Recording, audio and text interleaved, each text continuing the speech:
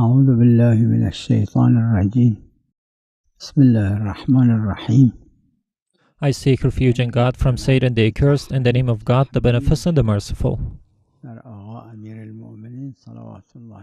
The battle of the camel was imposed on the commander of the faithful, Imam Ali, peace be upon him. And when this battle was over,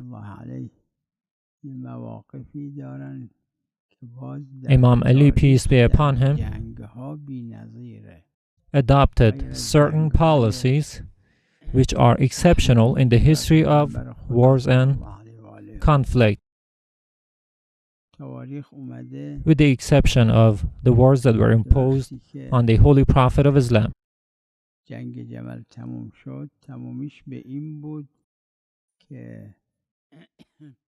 According to history, the Battle of the Camel finished after the enemies of Imam Ali were defeated and the army of Imam Ali was victorious. Some people from the army of the rebellion, the rebels, were killed, some were injured, and some ran away. Imam Ali had someone to shout out to his soldiers,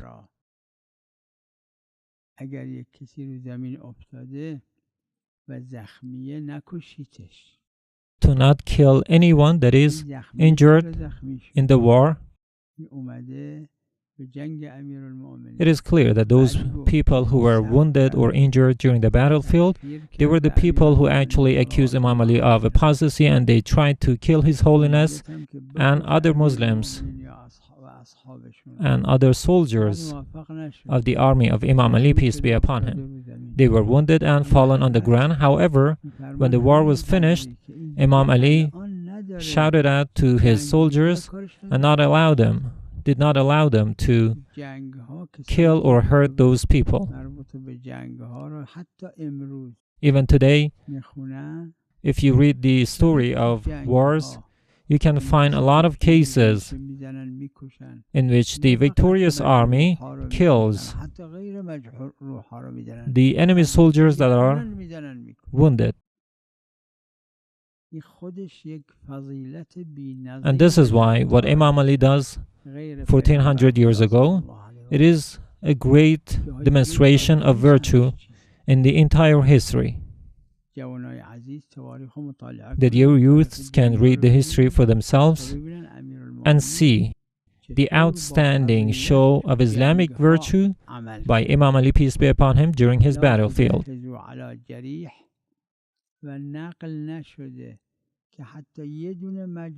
And so it is never reported that any wounded enemy soldier was killed.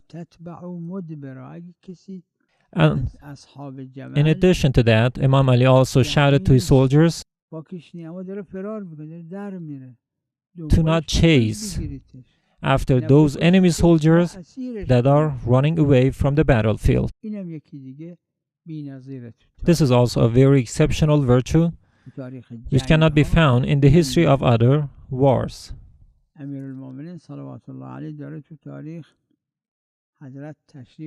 According to history, Imam Ali, peace be upon him, entered a very big house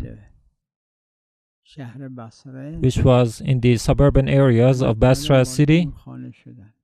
Imam Ali and some of his companions and soldiers arrived in that house, and in that house the defeated chiefs of the enemy army were hiding there.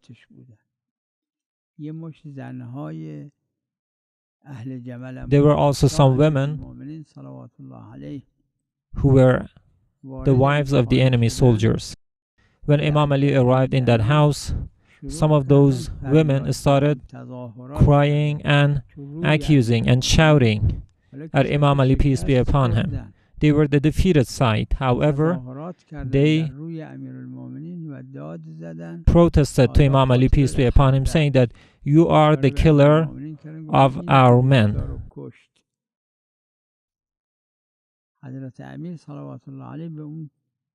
Imam Ali did not give an answer to those women, but he pointed to one woman and said that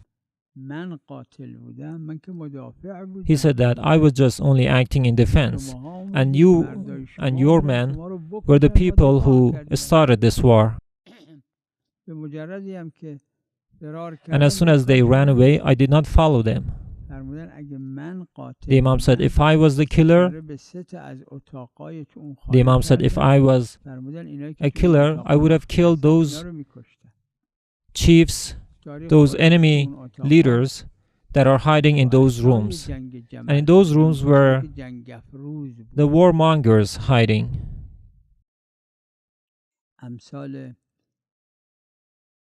People like Abdullah bin Zubayr, Marwan, and some others. And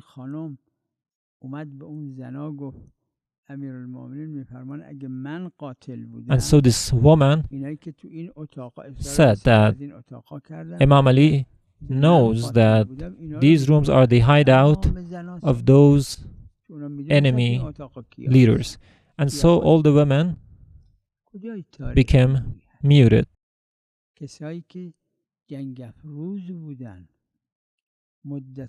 Those people were the warmongers.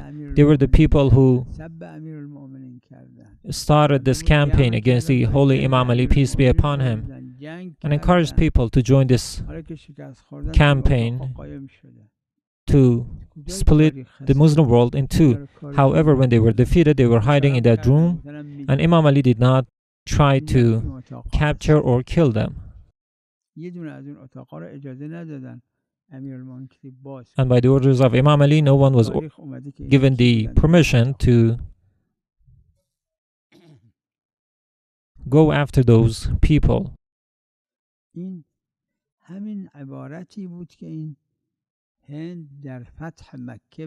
These remarks are just like those remarks made by Hind, the wife of Abu Sufyan, when the Holy Prophet of Islam had entered the holy city of Mecca victoriously. If you remember, Hind, the wife of Abu Sufyan, said these remarks to the Holy Prophet, saying that we grew our sons and you are the people who killed them.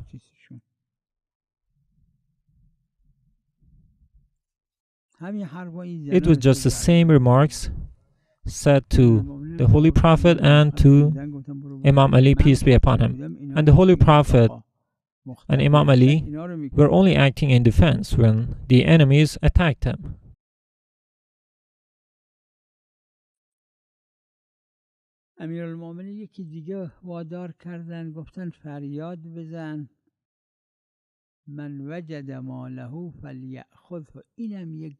During the battle of the Camel, Imam Ali also had someone else call out to his army, saying that whatever the enemy soldiers, whatever properties or belongings the enemy soldiers have left in the battlefield, they are allowed to come back and pick them up and take them with them.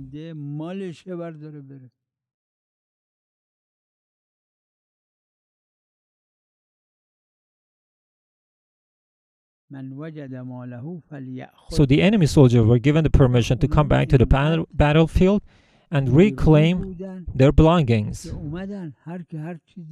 There was no spoil of war. This is mentioned in many history books, in the traditions of the Holy Ahl Bayt. It is said that some companions and soldiers of Imam Ali, peace be upon him, were making a broth in a big bowl. But one of the enemy soldiers came to them and told them that this bowl is mine. And he forcefully and with arrogance took that bowl and went away. And this is what the peak of morality and humanity is defined. These realities and facts are hidden to the world. And I'm sure that the absolute majority of the world are not aware of these great examples of Islamic virtue in history. This is our responsibility to make these realities known to the world so that people can choose their path with open eyes. Someone from the enemy soldiers claimed that one horse is his.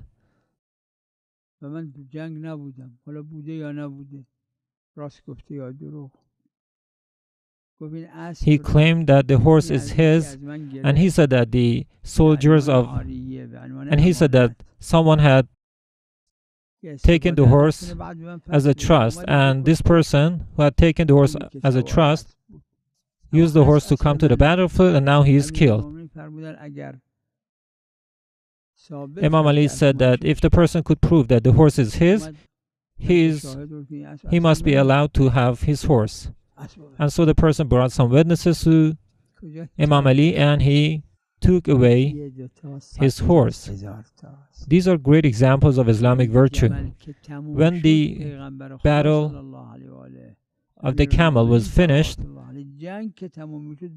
despite the fact that the enemies were the warmongers and the aggressors,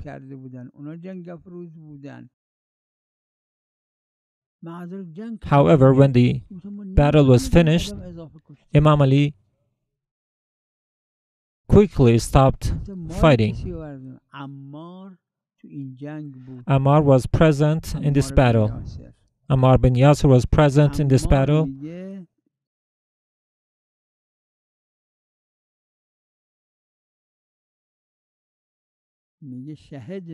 And he said that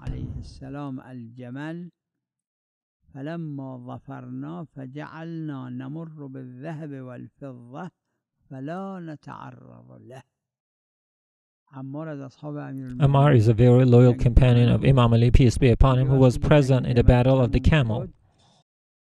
He says that when the battle was finished and we were the victorious side,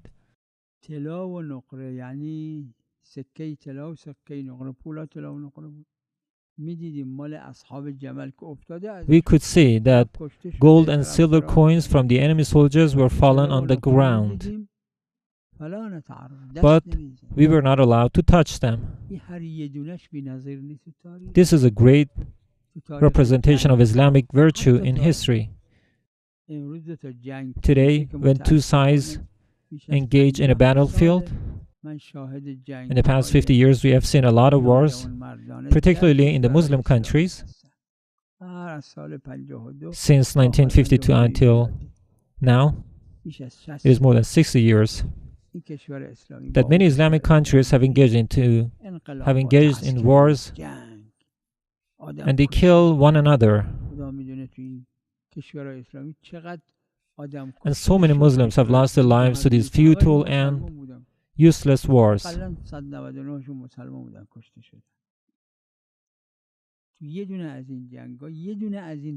But we cannot see any of these virtues in any of these wars. And so Ammar said that we had a lot of casualties in this war. We fought hard, and finally Imam Ali did not allow us to touch any belongings and properties of the enemy soldiers. The gold and silver coins were on the ground and they were not allowed to touch them. These virtues must be made known worldwide, so that the entire world can learn about these virtues and follow them. The 14 infallibles, the Holy Prophet, Imam Ali, peace be upon him, we have historical examples of wars that occurred during the reign of these two holy infallibles, and we can take a lot of lessons from these two holy infallibles.